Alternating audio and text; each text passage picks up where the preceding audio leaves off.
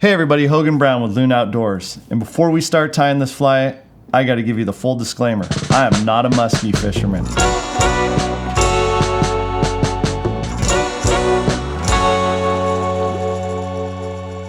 I fish for stripers in the lower Sacramento River.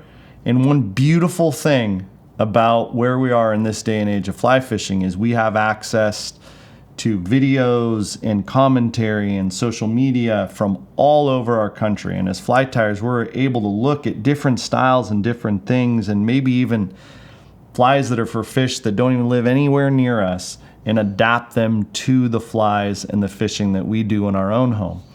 This fly is far from where it originated, and the style is far from anything that it was probably designed to do back where it was designed. This is a striper fly designed to push a whole lot of water that I modeled after muskie fishermen and muskie flies designed back in the Midwest, and even some hollow eye striper flies designed back on the East Coast, both a long way from Northern California. So let's get started. All right, so the first part of building this monstrosity is a 40 millimeter Blaine Chocolates articulated big game shank. Okay, this is going to serve as basically the back half of the fly or the tail, and put it in there. We're going to start a thread wrap. It seems like these kind of big hollow eye or beast flies have really become like an artwork, or guys are tying these and they're looking just like works of art. And kind of the irony of that is I've tied these. One of my dear friends, John Sherman, showed me these many years ago, and I think he picked them up from another good buddy of ours, Al Q. And the whole idea was that they were easy to tie and easy to cast. And so they have become increasingly harder to tie if you look at how people tie them and what they do with them.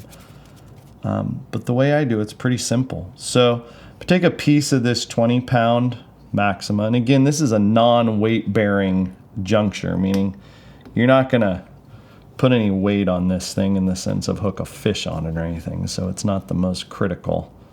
Doesn't have to bear the weight of a 50-pound winter striper or something, or a muskie. But we just put that there, kind of leave it out of the way, and work that shank back down. I'm gonna take some black Flashaboo. This is kind of black holographic. It's my favorite color of black, 6997. And I like this compared to the general black because this is stiffer. The general black seems to foul a lot for me. So I'll take a strand of it, take it, fold it in half, set it right on top of that shank. And this color combination that I'm going to show you, at least where in our neck of the woods, is lovingly referred to as the Joker. Okay, and that is, I think, of origin of Steve Adachi, who started tying this color combination for one of my mentors, Mike Costello's. I want to say when he first started, it was his whistlers, modeled after the Dan Blanton whistler, but has quickly become a Clouser color combination that we fish religiously here for off-color water stripers in the Delta and the rivers. Next component, we're going to use some SLF. This is shaded chartreuse. But as you kind of go through this, remember that any real color combination that you want to tie this in is going to be just great. And I kind of just circle it around the shank, give it a nice circle. Tie that off. Take a little bit more.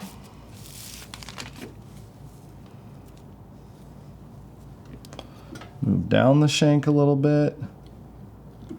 Do a little bit more, kind of try to palmer it, get it around. But if it just comes out, again, not a critically critical part. Okay. That should take you right about to the middle. Okay. And we'll trim this and make it look pretty, don't worry. Or at least as pretty as a guy like me can make it. Next thing, I'm going to take some chartreuse bucktail. Okay. Take the real prime scissors. Take a nice piece like this. Kind of pull out the tips. Okay. I'm going to set it right kind of short. Okay. And I'm going to go loose. Kind of pull it around. Give it that nice spread. Now with the GSP, you don't want to pull too hard or you'll start cutting. Okay, take this, scissors, a little trim. I like to leave a little bump there.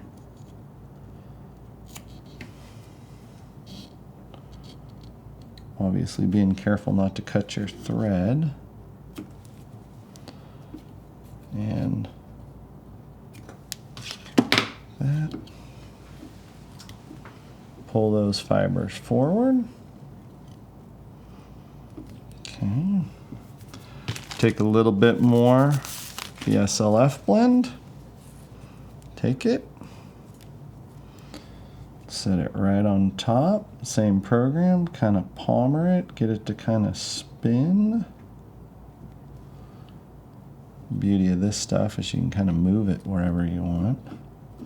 One trick is if you see thread under the material, then it isn't covering the hook shank.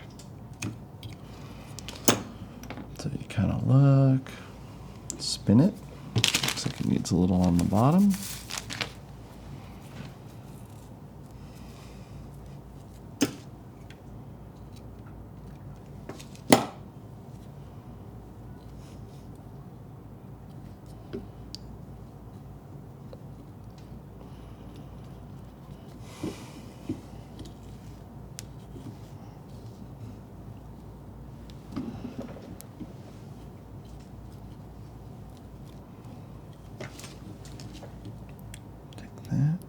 Trim it.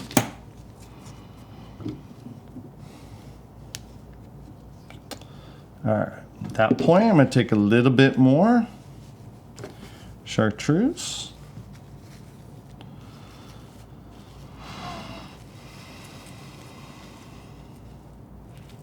The idea with this fly is not necessarily to create bulk, but to create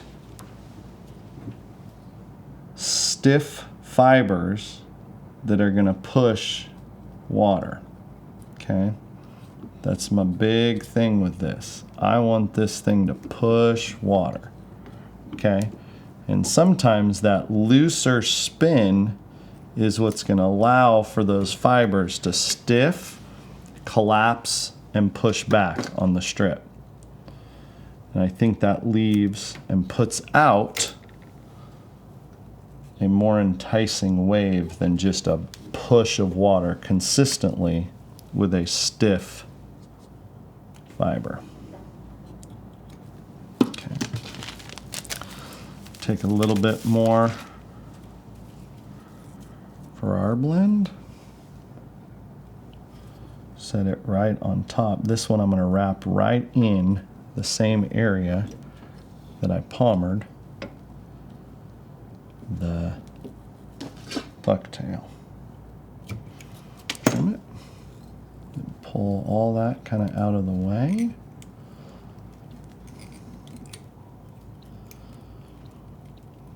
Okay, and that's kind of your chartreuse. And when we pull this out, I'll trim it for you and kind of show you how I want it to look. Before we attach this, we're going to give it one spin of purple. Okay, and this is just going to cut some purple bucktail. Again, pull out those kind of loose fibers.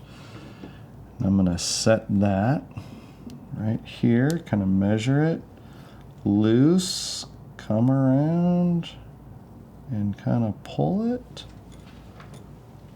and come tight. And one thing about you, I'll show it here, just so you can kind of look at this again, because None of this is mission critical. Obviously, like most flies, people have turned these into an art form, but mine are by far an art form. They are functional. So if I see a spot, a little thin, if you look, a little thin on the bottom, right? I'll just cut a little bit more. If I don't like the way it looks, measure it, and just tack it right in there. Kind of spread it out over that thin area if I want it to look a little nicer. Come nice and tight. Okay. All right. Then take my precision, these longer scissors, and just trim this. Again, I don't trim it close, just kind of cut it right tight.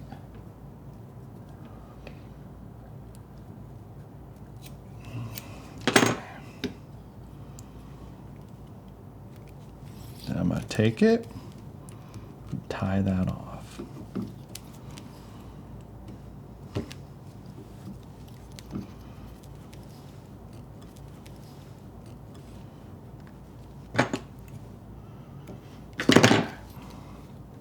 I'm going to take a little thin UV clear.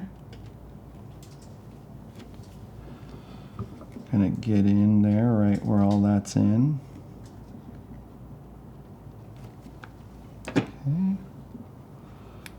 And hit it with our light.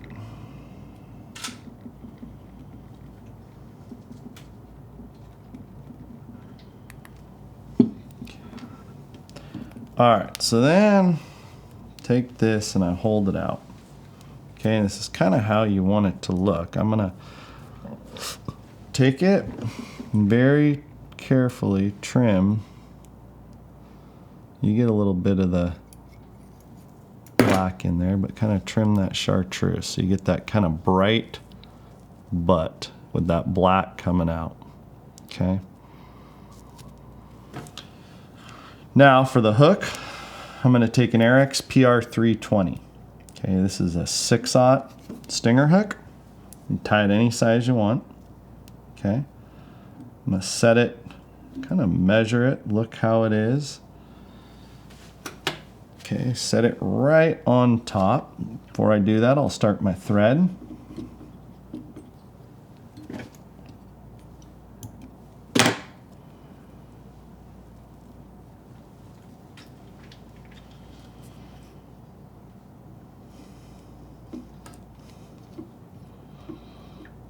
Come up all the way to it. Okay, and that's going to give you, I always kind of mess with it, see how, control how tight you want it. Okay, give it that little wiggle. Okay, and then I'll tie that all the way down the hook shank, just to keep it uniform.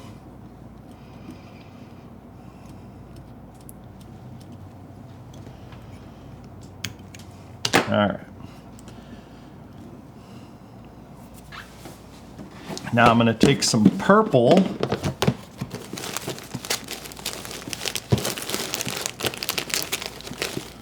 SLF blend. You can kind of see the Joker color palette where the name comes from, obviously. Take a little bit. This is just SLF Violet Night, otherwise known as purple, with a little bit of blue in it. So take a little bit, set it on there, and give it a little kind of just tack it right on top. Kind of spin it. Again, it's basically just getting a little flash in there around the elk or the bucktail. Take that again, add it to the bottom. Give it that again, a little bit of a loose spin. And then give it a nice tie down.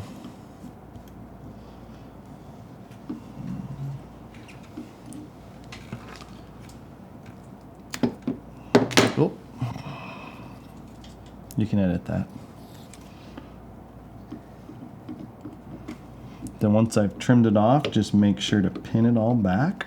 Get a nice tight wrap around it. All right, then I'm gonna take some more purple bucktail.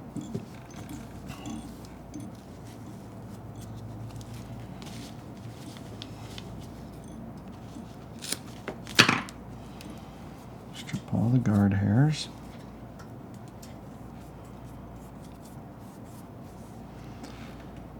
Keep it right about the same as the last one. Give it a nice little loose look. Give it a nice tight pull. It's going to flare it out.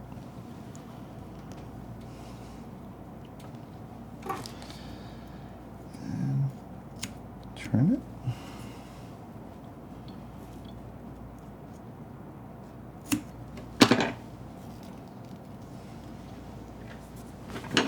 Then I'm going to space this one out a little more. Let me give it another palm or another twist of purple.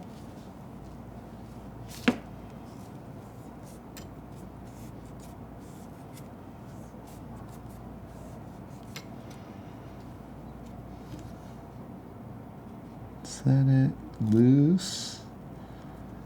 Use that lump in there to pop it.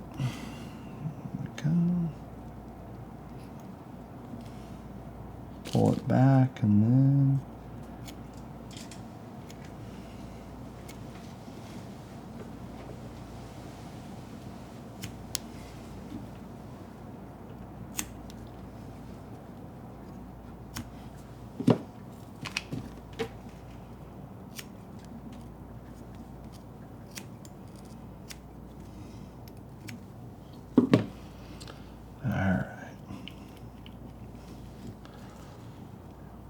then I'm going to add some more right in where I tied in the bucktail. And you can see this gets fairly repetitive, so you can kind of do it at your own pace, create your own density, do whatever you need. But the big thing is a lot of this material repels water. Okay, so it's going to cast like a sail, but it's not going to be heavy. And that's a big deal when you come to these big striper winter flies that we fish.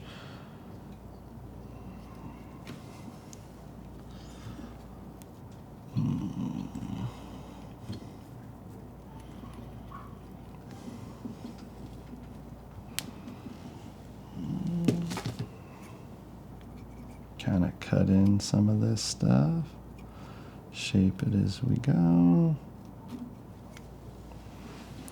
All right, so we are good with purple. Now we're going to tie in some black.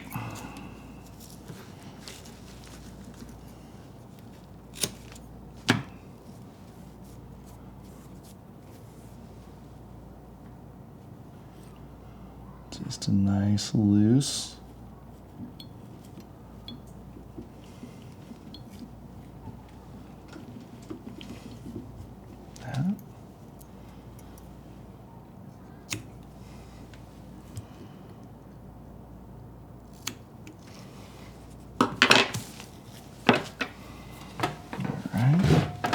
Now for the black, I'm going to tie in a little bit of black.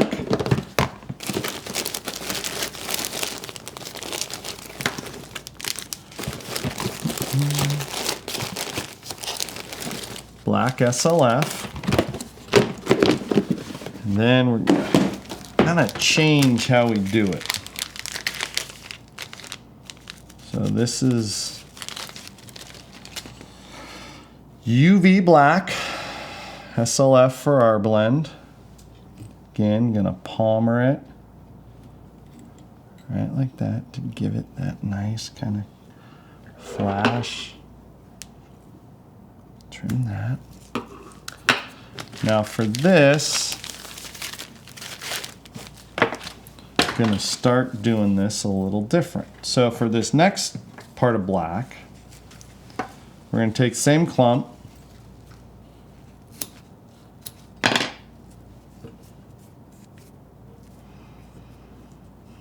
we're going to kind of measure it and then spin it this way.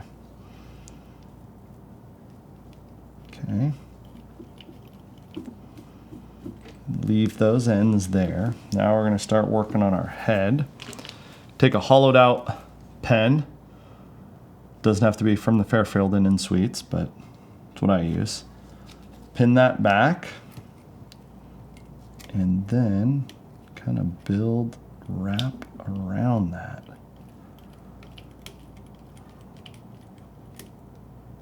Loop up onto that clump. And you get that big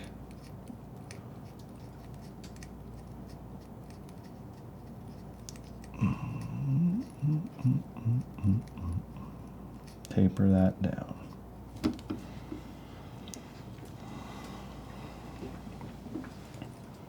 Move forward. Take a little bit. One thing I like to do here, give it some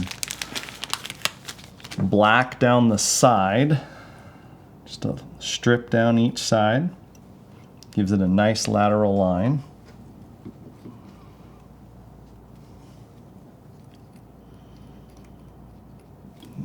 Right up the very front. Take one last clump.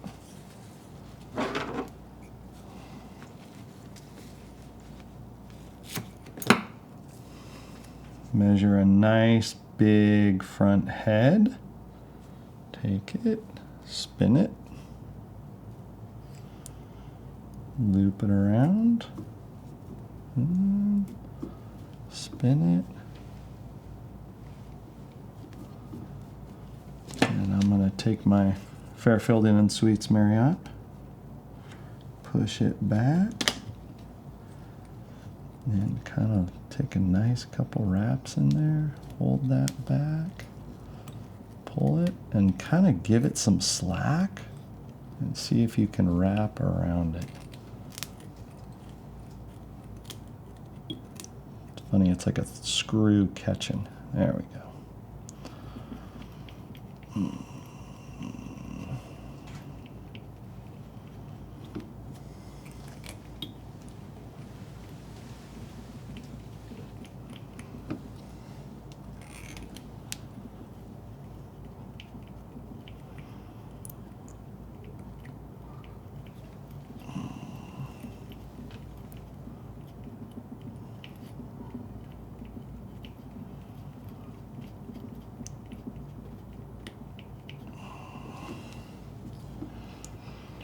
Right, like that. Tie it off. Now, with this fly, you can do a lot of different things at this point. The idea of this fly is that it's going to be fairly easy to cast. There's not a lot of lead in this fly, but it's going to create a large disturbance, okay? We take a lot, our winter striper flies come with a lot of heavily influence from Midwest Muskie fishermen, okay? I'm lucky to be at Loon and be around guys like the Mangled Fly guys, John Ray and Ed McCoy, guys that are actually muskie fishermen. And I've personally never caught a muskie in my entire life, but their winter setup or their fall setup for muskies are very similar to what we do, outside of the fact that I think they use floating lines. We use our lines to get this fly down. And so we need that fly to get down, push a ton of water through water that maybe only has like 6 to 12 inches of visibility. So our fish are finding this based on its footprint that it sends out through water disturbance. And a lot of the techniques we use and a lot of the flies we design for that are very heavily based on that musky style of fly. So to finish this fly off, I'll throw some thick right on this. You know, some people put eyes and stuff, but I say if they can see the eyes, then I'm not fishing this fly. Hit it with the light. You are done. Okay. Nice big bulky fly to push a nice big load of water. hopefully get you that big grab on one of those cold winter days.